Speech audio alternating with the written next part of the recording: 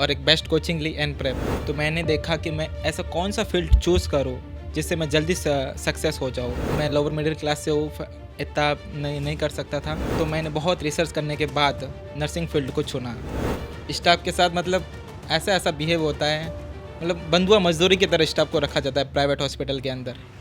उसके बाद मैंने सोचा कि बनना तो गवर्नमेंट ऑफिसर ही है, वरना कहीं नहीं, कुछ नहीं करना। तो मैंने खुद ही रिसर्च किया, सब कुछ करना है तो खुद को ही है, आजकल कोई साथ देने वाला तो है नहीं। तो टेस्ट सीरीज़ नहीं होगी तो एग्ज़ाम में डील तो टेस्ट सीरीज़ से ही करना है, बाकी तो होगा नहीं। तो उस क्वेश्चन को सबको हैंडल कर पाया और फर्स्ट अटैम्प्ट में ही मैंने एम्स दिल्ली मतलब ये क्रैक किया, NORCET 8। Hello everyone, myself Aman Singal, your NPrep educator. और आज मैं आप लोगों को मिलवाने वाला हूं उस होनहार बच्चे से जिसकी स्कूलिंग बहुत ही एक ग्रामीण एरिया से हुई, जहां पर उसने बहुत मेहनत की। वो होनहार बच्चा जो कि अपनी स्कूलिंग के दौरान बहुत ही ज़्यादा होनहार रहा, प्रतिभाशाली रहा, जिसने बहुत अच्छे मार्क्स हर एक एग्ज़ाम के अंदर लेकर आया। उसके बाद में जब वो बड़ा हुआ तो उसने देखा कि उसके घर की परिस्थितियाँ वो अनुकूल नहीं थी कि वो अपने सपनों को उड़ान देने के लिए उस तरफ जा सकता है। वो होनहार बच्चा जिसने डॉक्टर बनने का सपना देखा था, लेकिन उस समय पर उस बच्चे ने देखा कि उसके परिवार की परिस्थितियां वो नहीं है कि वो उस कोचिंग की फ़ी पे कर सके। तो उस बच्चे को वो समय आता है ना जहाँ पर वो बच्चा बड़ा हो जाता है, तो उस बच्चे ने ये निर्णय लिया कि मैं अपने पिता के कंधे से कंधे मिला के चलूँगा। मैं वो लाइन अब यहाँ से चूज करूँगा जो कि जल्दी से जल्दी मुझे सफलता दे सके। और ऐसा वो इसलिए सोच रहा था क्योंकि उसको अपने पिता के उस बोझ को कम करना था। पिता के बोझ को कम करने के लिए वो बच्चा कब बड़ा हो गया पता ही नहीं चला। तो आज मिलवाता हूँ मैं आपको उस ऐसे बच्चे से जिसकी कहानी आपको मोटिवेट कर देगी, आपको कहीं ना कहीं बहुत कुछ सिखा देगी। तो मिलते हैं उस प्रतिभाशाली बच्चे से जिसका नाम है Mahendra Bhati. Welcome Mahendra. Thank you so much sir. कैसे हैं आप? मैं सर एकदम अभी तो एकदम बढ़िया हूँ सर। कैसा लग रहा है? बहुत अच्छा सर। बताइए अपनी जर्नी के बारे में, कैसे सर नर्सिंग के अंदर आपकी शुरुआत हुई? सर मैं जब 12th क्लास में था ना, तब 12th स्कूलिंग कंप्लीट होने के बाद अभी मुझे कॉलेज चूज़ करना था। तो मैंने सब जगह देखा था कॉलेज के बाद लगभग कुछ होता ही नहीं है। तो मैंने देखा कि मैं ऐसा कौन सा फील्ड चूज़ करूँ जिससे मैं जल्दी सक्सेस हो जाऊँ। मुझे बनना तो डॉक्टर था, नीट देना था। अच्छा। बट मैं लोअर मिडिल क्लास से हूँ, इतना नहीं कर सकता था। तो मैंने बहुत रिसर्च करने के बाद नर्सिंग फील्ड को चुना। इस फील्ड को चुना कि मैं जल्दी से जल्दी सक्सेस हो जाऊँ।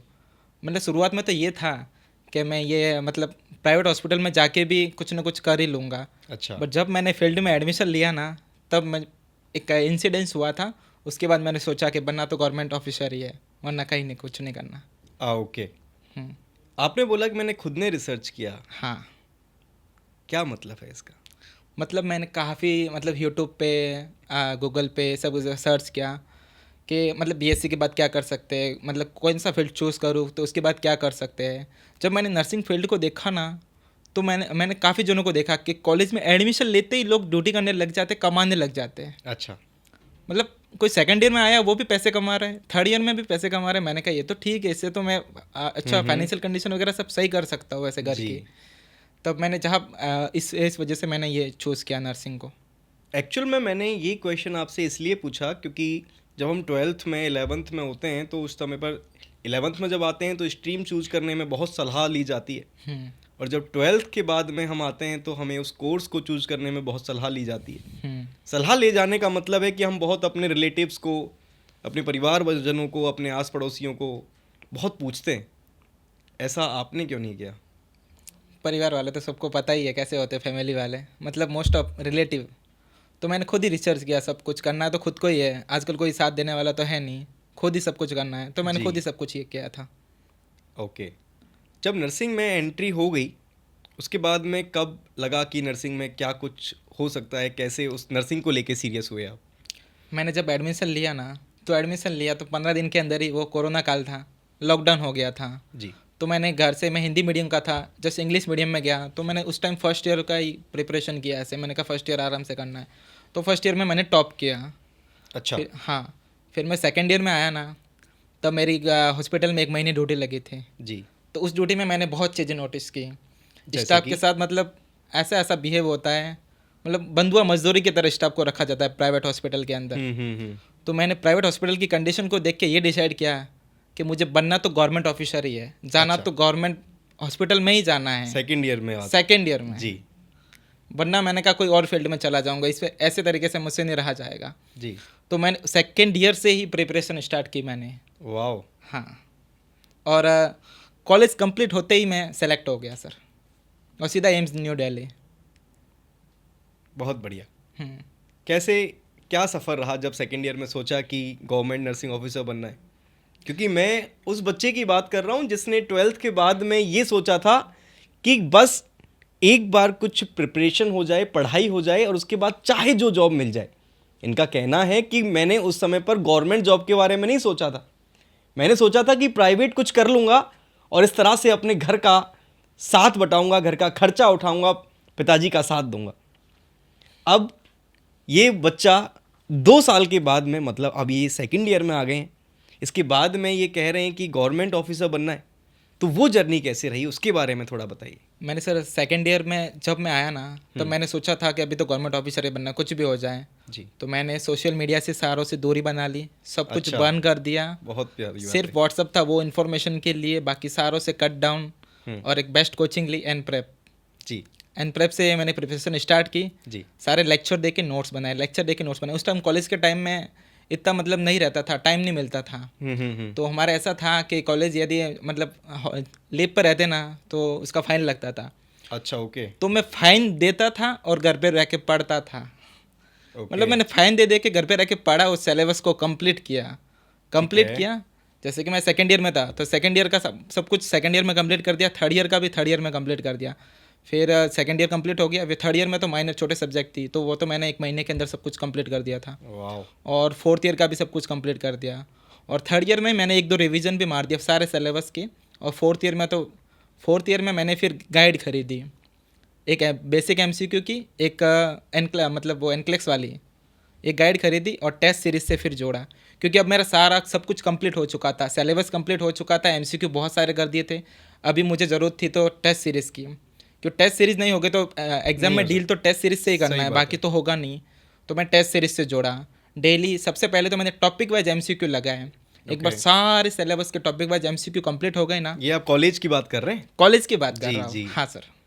और फिर डेली कॉलेज के टाइम में तो मैंने सारे मतलब टॉपिक वाइज एमसीक्यू किए थे। फिर जैसे ही फोर्थ ईयर कंप्लीट हुई, मेरे पास आरएन वगैरह आ गए, मैंने फिर रिवीजन स्टार्ट किया, घर पे सेटअप बनाया। मेरे सारे मेरे क्लासमेट तो सारे कोचिंग करने जा रहे थे। ओके। और हम 4 फ्रेंड थे, उनकी भी मैं बात करूँगा। 4 फ्रेंड थे, हमने डिसाइड किया कि हम घर पे रह के पढ़ेंगे, कि इतना टाइम नहीं है कि हम कोचिंग वगैरह करेंगे, सब कुछ हो रखा था। जी। तो हमने फिर वही मैं एमसीक्यू वगैरह कर रहे थे, टेस्ट सीरीज़ वगैरह दे रहे थे। तो टेरी टेस्ट देते थे, इनमें जो मिस्टेक होती थी फिर उनके रेशनल वगैरह हम देखते थे। रेशनल जी। बहुत ही अच्छे हैं एन प्रेप के। जी। जी। उसके फिर इमेज बेस वगैरह, आजकल क्वेश्चन बेसिक से लेकर टॉप लेवल था। आजकल लेवल वो पुराना लेवल नहीं रहा कि सारे क्वेश्चन बेसिक आ रहे हैं। बिल्कुल सही बात कह रहे हो हाँ। आप। कि नॉर्सेट में लेवल नॉर्सेट 8 का मैंने जो पेपर दिया ना, वो बहुत अच्छा पेपर था, बहुत लेवल का था। जो पढ़ नहीं सकता वो छू भी नहीं सकता पेपर, वो इतना अच्छा पेपर था। तो मुझे बहुत अच्छा लगा। और मैंने बहुत डिटेल में पढ़ा था, शुरुआत से पढ़ा था, सारी थ्योरी कंप्लीट थी। तो उस क्वेश्चन को सबको हैंडल कर पाया, और फर्स्ट अटैम्प्ट में ही मैंने एम्स दिल्ली मतलब ये क्रैक किया, नॉर्सेट 8। एनप्रेप के बारे में आपने बताया, एनप्रेप का बहुत योगदान रहा आपकी सफलता में। ऐसी एक लाइन कही जाती है कि लड़के की सफलता में एक लड़की होती है जिसका बहुत योगदान होता है। आपकी सफलता में किसका योगदान है? मेरी भी सफलता में सर एक लड़की का हाथ था। वो लड़की है सर मेरी मम्मा और मेरी सिस्टर। जी जी, मेरी बहुत फैमिली का बहुत ज़्यादा सपोर्ट था सर। मैं है ना घर से प्रिपरेशन करता था, मेरी सिस्टर मेरे लिए मतलब मैं उठते ही सीधा पढ़ने चला जाता था। मेरी सिस्टर मेरे लिए ब्रेकफास्ट है, मम्मा नाश्ता बना के ला रही है, सब कुछ मेरे टेबल पे आ रहा है। अच्छा। उन्होंने बहुत सेवा की मेरी। और मेरे पापा ने तो पूछो मत, उन्होंने जो मांगा वो दिया। उन्होंने खुला छोड़ दिया था कि जो इच्छा हो वो कर, जो तुझे बेटर लगता है वो कर, कि उनको इतना नहीं पता है कि क्या करना है क्या नहीं करना है। तो उन्होंने बहुत सपोर्ट किया सर। क्या करते हैं वो? सर मेरे पापा ड्राइविंग करते हैं। और उसके बाद उन्होंने सपोर्ट किया आपको बहुत पढ़ाई ज़्यादा में? सपोर्ट किया, बहुत ज़्यादा। उन्होंने जो मांगा वो दिया, जो बोला वो किया। उन्होंने खुला छोड़ दिया था कि मतलब जो करना है वो कर, मतलब तेरा तुझको देखना है ऐसे। तो आप देख सकते हो यहाँ पे सीखने वाली बात है कि कहाँ से उठ के आए हैं ना। एक एक व्यक्ति जो कि दिन रात बहुत मेहनत करता है, ड्राइविंग कर रहे हैं वो, जिससे कि वो अपने सभी बच्चों का बहुत ज़्यादा ध्यान रख सकें, और उसके बाद में उस पिता को योगदान ना दिया जाए तो ये बात अधूरी रह जाएगी।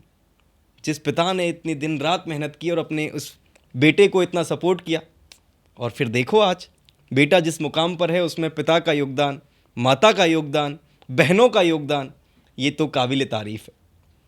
बहनों की जब बात कही तो आपने मुझे बताया था कि 3 बहनें हैं आपकी। हाँ सर। क्या लगता है, क्या वो खूबसूरत सा पल होता है बहनों और भाई का? कैसा रिलेशन है आपका उस बहन के बहुत साथ? अच्छा है सर। मेरी बहनें तो मतलब मेरे पे जान लुटाती है, बहुत ज़्यादा सपोर्टिव है। 2 मेरे से बड़ी बहनें, उनकी शादी हो रखी है, और एक मेरे से छोटी है। सब फैमिली, मतलब मेरी फैमिली बहुत अच्छी है, बहुत ज़्यादा सपोर्टिव है। जी, जहाँ पर फैमिली सपोर्टिव हो, फैमिली वाला जो एनवायरनमेंट होता है ना, तो वो स्ट्रेस से दूर हो जाते हैं। तो आप सभी लोग इस बात का भी ध्यान रखें कि जब स्ट्रेस, इस जर्नी में स्ट्रेस बहुत देखने को मिलेगा। मैं नहीं कहता कि स्ट्रेस नहीं होगा, लेकिन एक लाइन उसमें याद रखने वाली होती है कि काम में स्ट्रेस तो होता ही है, स्ट्रेस में काम नहीं होता। उस बात का बहुत ध्यान रखें आप। और स्ट्रेस को दूर करने का एक बहुत अच्छा उपाय है कि शाम को 5 मिनट, 10 मिनट, आधा घंटा माँ बाप के साथ बैठ जाया करो, और बैठ के उस दिन भर की बातों को कर लिया करो। उसके बाद में वो कहा जाता है ना, एक लाइन है कि एक व्यक्ति जो कि शुरुआत के 2 मिनट डांटेगा, उसकी वजह से तुम उस अनुभव को नहीं ले पाते हो जो कि वो उस 2 मिनट की डांट के बाद में आपको देने वाले हैं। तो इस बात का बहुत ध्यान रखें।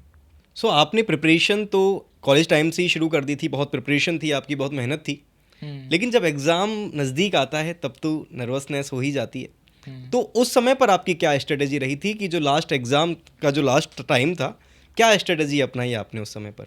सर लास्ट का 1 मंथ था ना, तब मैंने है ना रिवीजन पे ज़्यादा फोकस किया, और डेली एनप्रेप का एक टेस्ट देता था। अच्छा, वो टेस्ट देता ही रहता था मैं, मतलब ओके। कहीं भी फ्री रहता था ना, तब भी टेस्ट खोल के इसको रिवाइज करता रहता था। और टेस्ट देने के बाद जो मेरी मिस्टेक होती थी ना, मैंने अलग से एक मिस्टेक बुक बना के रखी थी सर। ओके। जो क्वेश्चन रॉन्ग होते थे ना, उनको स्पेशली मैं लिखता था, उनके रैशनल को लिखता था, अच्छे से लिखता था। और फिर टाइम मैंने उस मिस्टेक बुक को पढ़ने के लिए 1 घंटा स्पेशल दे रखा था कि जो मेरी अच्छा। गलतियाँ हो गई ना, तो वो उनके मतलब आगे से ये गलती नहीं होनी चाहिए, तो उस चीज़ों को Interesting. सॉल्व करता था। बहुत और जब मैं कभी ब्रेकफास्ट करता था या कुछ भी काम करता था, फ्री रहता था, तो उस टेस्ट को रिवाइज करता रहता था, वो टेस्ट देता रहता था मैं। इस वजह से अच्छा। मेरे एमसीक्यू बहुत पक्के हो गए, और थ्योरी पे ज़्यादा फोकस किया, एमसीक्यू करता गया। ज़्यादा उलझा नहीं मैं कि ये भी पढ़ूँ, वो बुक भी पढ़ूँ, वो बुक भी पढ़ूँ, वो चैनल भी देखूँ, कुछ नहीं किया मैंने। बेसिक खाली जो मेरे पास सिलेबस है वो किया और टेस्ट दिया, उसके अलावा कुछ नहीं किया। ये बस बहुत ये बहुत रखा। बहुत अच्छी बात है। ये लाइन भी है एक ना, आपने अगर सुनी हो तो, कि 10 बुक 10 बुक को एक बार पढ़ने से अच्छा है 1 बुक को 10 बार पढ़ा जाए। हाँ सर, वो कन्फ्यूजन नहीं, वो क्लैरिटी को लीड करता है। तो चलिए अभी आते हैं उस मोमेंट पर जिसका बहुत इंतज़ार होता है, जिसके लिए बहुत मेहनत की होती है। ये जो मेहनत इतने सालों से आपने की, उस मोमेंट जब रिजल्ट आता है, एक लिस्ट आती है जहाँ पर आपने रोल नंबर को चेक करते हो, है ना। तो उस मोमेंट के बारे में बताइए, जब रिजल्ट आ गया था, जब आपने देखा कि हाँ जी महेंद्र भाटी जी नर्सिंग ऑफिसर बन गए, क्या इमोशन रहे थे उस समय पर? और वो अनुभव भी बताइए जब आपने उस रिजल्ट के बारे में अपने माता पिता को बताया था। सर है ना, मैं रात को सो रहा था उस टाइम, जब रिजल्ट आया ना तब मैं जल्दी सो गया था। एक्चुअली मैंने एग्ज़ाम दिया था ना, तो मुझे भरोसा हो गया था कि मेरा सिलेक्शन हो जाएगा। अच्छा, ओके। पक्का भरोसा हो गया था हो जाएगा। फिर भी मैंने वो मतलब रिजल्ट 4 दिन बाद आया था जी, तो मुझे पता नहीं था कि इतना जल्दी रिजल्ट आ जाएगा। ओके। तो मैं रात को मैं जल्दी सो गया था, तो मेरे एक फ्रेंड है विजय सिंह, वो भी अभी एम्स में है, उसका मेरे को कॉल आया। मैंने 1-2 कॉल आया, मैंने कहा रात को क्यों कॉल कर रहा है, मैंने अटेंड नहीं किया। उसको कंटिन्यू कॉल आ रहा है, मैंने कहा क्या हुआ। मैंने उसका कॉल अटेंड किया, वो मतलब नाच रहा है, कूद रहा है, बोल रहा है, चिल्ला रहा है। मैंने कहा हुआ क्या, बोले दोनों का सिलेक्शन हो गया। अच्छा, हाँ, तो मैंने कहा सच में, मुझे विश्वास नहीं हुआ। नहीं, मैंने कहा मैं देखता हूँ फिर ही बोलता हूँ। तो मैं शांत रहा उस टाइम। फिर मैंने उसका फ़ोन काट किया, फिर लिस्ट में अपना रोल नंबर डाला, चेक किया कि सेलेक्टेड 647 रैंक ऑल इंडिया। मैंने कहा ये तो सिलेक्शन हो गया। हाँ, फिर मैंने मम्मा पापा भी सो रहे थे, मतलब मैं बोल नहीं पा रहा था, अंदर से भर गया था कि सिलेक्शन हो गया फाइनली। तो मैंने उनको बोला तो वो एकदम उठ गए कि सच में हुआ। पापा को तो विश्वास ही नहीं हो रहा, बोले तेरा नाम आया है क्या? मैंने कहा नहीं, रोल नंबर चेक, क्या पक्का आया? वो मतलब विश्वास ही नहीं कर रहे अभी तक। हाँ, होता ही। जब तक मुझे एम्स नहीं मिला ना, तब तक उन्होंने विश्वास नहीं किया कि सच में सिलेक्शन हो गया। अभी उनको सच में भरोसा हो गया कि सच में हो गया, मतलब वो बिलीव नहीं कर पा रहे ऐसे। तो उस टाइम बहुत खुश, मतलब इतना खुशी का पल था वो पूरी रात में सो नहीं पाया। और अगले दिन बहुत सेलिब्रेशन किया मेरी फैमिली ने मेरा। ये जो मोमेंट है ये जीवन भर याद रहेगा। पूरी लाइफ टाइम बहुत अच्छा मोमेंट था सर। मेरी बहनें और मैं और मम्मी पापा सब मतलब इतने खुश थे, कोई पूरी रात सो नहीं पाया ऐसे। कि आज तक फैमिली में ये पहला मोमेंट था। मेरे पूरे खानदान में कोई गवर्नमेंट ऑफिसर नहीं है। अच्छा, मतलब 10 पीढ़ियों में भी जाओगे आसपास रिलेशन में कहीं कुछ नहीं है। ओके, मैं पहला गवर्नमेंट ऑफिसर हूँ क्या सर। बात है। हाँ सर, कितना अच्छा लगा होगा ना उनको। बहुत ज़्यादा सर। और ये जो पल है ये शायद जीवन भर थम के रह जाता है, सिमट के रह जाता है ना, रह जाता है हमारे मन में, कहीं ये रह बहुत जाता है। ज़्यादा सर। एक्चुअल में एक बात ये भी है कि जो आपने मेहनत की है ना, जीवन भर जो मेहनत की है, जब आप बहुत छोटे से हुआ करते थे, एक बस्ता, एक बैग लाद दिया जाता था आपके ऊपर नोटबुक से भरा हुआ, जहाँ पर आप उसके वजन से थोड़ा झुक जाया करते थे। आपके पिताजी जो कि ड्राइविंग करते थे, उतनी मेहनत करते थे, शाम को पसीना पहुँचते हुए जब घर आते थे। आपके टीचर्स जब वो बहुत मेहनत कर रहे थे, चिल्ला रहे होते थे, गला दर्द कर रहा होता था, लेकिन फिर भी आपको पढ़ा रहे होते थे। अगर आप उन सबको समेट के देखो ना, यही तो था जिसके लिए वो मेहनत की जा रही थी। यही तो था कि जब आप बड़े होंगे, जब अपने पैरों पे खड़े हो सकें, इसी के लिए तो उस बच्चे ने मेहनत की। उसके बच्चे ने वो शादियां छोड़ी होंगी जो उसके कजिन की थी, और उसको बहुत फेवरेट था वो कजिन, लेकिन नहीं, उसको वो एग्ज़ाम देनी थी जो कि स्कूल में हो रही थी। पिताजी ने बहुत सारे अपने सपने छोड़े होंगे कि कैसे भी इसका एक बस्ता, ये बैग खरीद लिया जाए, ये नोटबुक खरीद ली जाए ना, ये कोई भी चीज़ जो कि इसकी पढ़ाई के लिए, जो कि इसकी सफलता के लिए ज़रूरी है, वो कर लिया जाए। वो टीचर जिसने रात को जाग के पढ़ाई की होगी कि कहीं ऐसा ना हो कि मैं कुछ ऐसा छोड़ दूं कि बच्चे वो एग्ज़ाम में आ जाएं और बच्चे ना कर पाएँ। तो ये सब बहुत एक सम्मिलित सा एक प्रयास होता है, बहुत मज़ेदार होता है, बहुत खूबसूरत सा पल होता है। बाकी सभी बच्चे जो भी देख रहे हैं, उन बच्चों को भी बहुत मेहनत करने की ज़रूरत है। इस पल को जीना, ये जो पूरी जीवन की मेहनत है आपकी, आपके परिवार की, आपके माता पिता की, आपके टीचर्स की, वो सब रंग तभी लाएगी जब आप इस समय पर, ये पीक टाइम है बेटा, इस समय पर जब मेहनत कर पाओगे। चलिए, इसके बाद में जब आपने इस पल को जी लिया, अब आपने एम्स दिल्ली, जो कि सपना है ना, अपने आप में एक नाम है, इसको पहचान की ज़रूरत तो नहीं है। जब आप वहाँ पर as a nursing officer working हो, आपने उस एग्ज़ाम को जिया है, तो आप जो बच्चे देख रहे हैं, जो अभी प्रिपरेशन कर रहे हैं, जो भी अभी वो सपना देख रहे हैं, जिस सपने को आप जी रहे हो, उन बच्चों को क्या कहना चाहोगे कि वो उस सपने को कैसे पूरा कर सकते हैं? क्या स्ट्रेटजीज़ को अपनाएं, क्या टिप्स आप उनको देना चाहोगे जिससे वो मदद ले सकें उन टिप्स से और नर्सिंग ऑफिसर बन सकें? जैसे कि मैं नर्सिंग स्टूडेंट को एडवाइस देना चाहूँगा कि उनकी प्रिपरेशन कैसे करें, क्या स्ट्रेटजी अपनाएं। तो सबसे पहले तो आपको एक बेस्ट कोचिंग लेनी है। मेरी नज़र में एनप्रेप बेस्ट है, क्योंकि मैंने पूरी प्रिपरेशन शुरू से लेकर एंड तक वहीं से की है।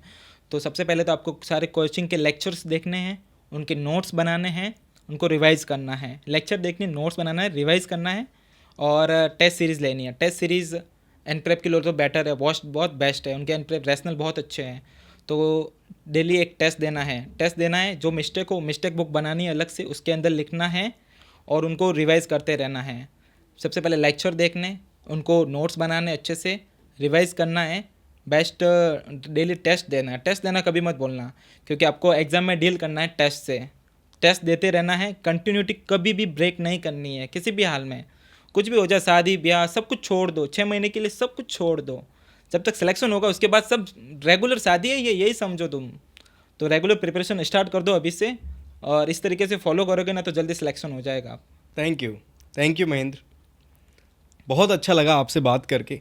इन बच्चों को बहुत सीखने मिला होगा।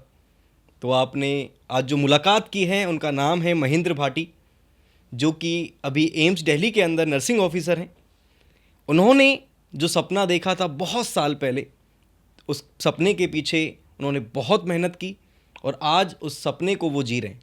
आप सोच के देखिए, मेरे रोंगटे खड़े हो गए थे, मेरे को गूज बम्स आ गए थे उस बात को सुन के कि इन्होंने जब कहा कि ये उस परिवार से आते हैं जहाँ पर कुछ परिस्थितियाँ विषम थीं, और उस परिस्थितियों से लड़ते हुए और उस पल को महसूस कीजिए जब इन्होंने उन परिस्थितियों को हार के, उन परिस्थितियों का सामना करके, उन परिस्थितियों को हरा के इन्होंने जब अपने पिताजी को बोला था कि बन गया पापा, देखो, है ना, आज आपका बेटा नर्सिंग ऑफिसर बन गया। तो वो जो पल है वो सब आपको बहुत कुछ सीखने को देगा। तो बहुत कुछ सीखिए। आप सभी लोगों को बहुत कुछ सीखने मिला होगा महेंद्र भाटी जी से। मुझे भी बहुत कुछ सीखने मिला आपसे बात करके, बहुत अच्छा लगा आपसे। Thank you Mahendra, thank you so much. Thank you sir.